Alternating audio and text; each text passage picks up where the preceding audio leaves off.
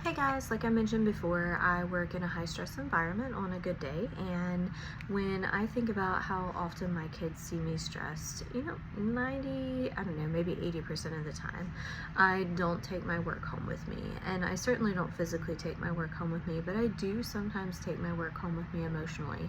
And I think about how hard it is, and I try and integrate the hardship that I see into my normal life, and there's no way I can walk away without some emotional burden and some level of stress and some level of scars from the things that I see and the things that I work with people as they go through, and the things that I've gone through myself, frankly. But what I do know is that sheltering my kids and pretending like everything is perfect when I come home isn't fair. And it's not right, and it doesn't do any justice for my kids who will grow up in a world where things will be hard. And as a matter of fact, things have been hard inside of our home before. And so I think about if I come home and I pretend like everything is peachy keen and nothing has happened and everybody's world is perfect and nobody's lives were changed today, that certainly doesn't prepare my kids to go out into the world where they will face death and uncertainty and sadness and anger and scary things and the big bad wolf sometimes and seeing true evil and seeing true peace and true patience. And I'm not going to protect my kids from all of it. I am going to protect them from very obvious things, but to show up and to know that my kids see me stressed, that means so much.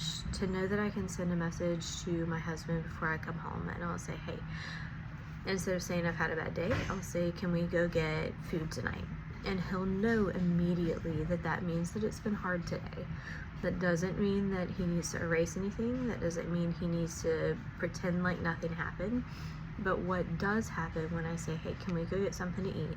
That means I do not have the mental capacity to plan dinner or to create dinner or to even ask him to do that, as that's not really fair.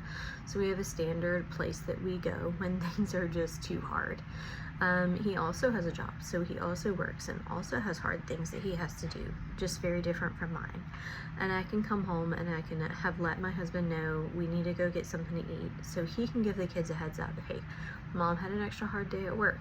That doesn't mean treat me like I'm fragile. That doesn't mean pretend like everything is fine. And my kids know, and my husband knows, that they're welcome to ask.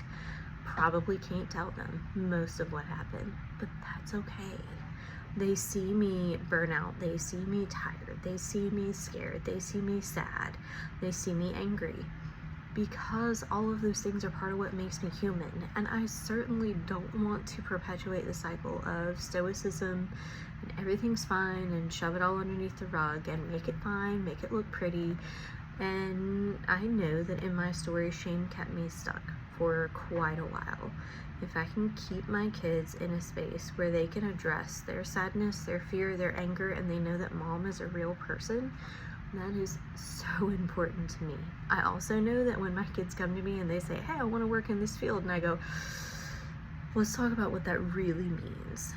Let's talk about what the toll is and what the rewards are. There's some really good stuff in what I do, and there's some beauty in what I do every single day. And sometimes that beauty is really hard. So I encourage you to whatever it is that you do for work, whatever it is that you do at home. If you stay at home, great. If you work, great. But show your kids when you're stressed out, maybe not details about finances or details about your job or details about, what it's like to schedule and to plan and to run around all over the place for however many kids you have, but to show them that you are real and human and things don't magically just go perfect. That brings so much value to your family because you're a real human. You're not some fake, pretend Barbie, for lack of a better word.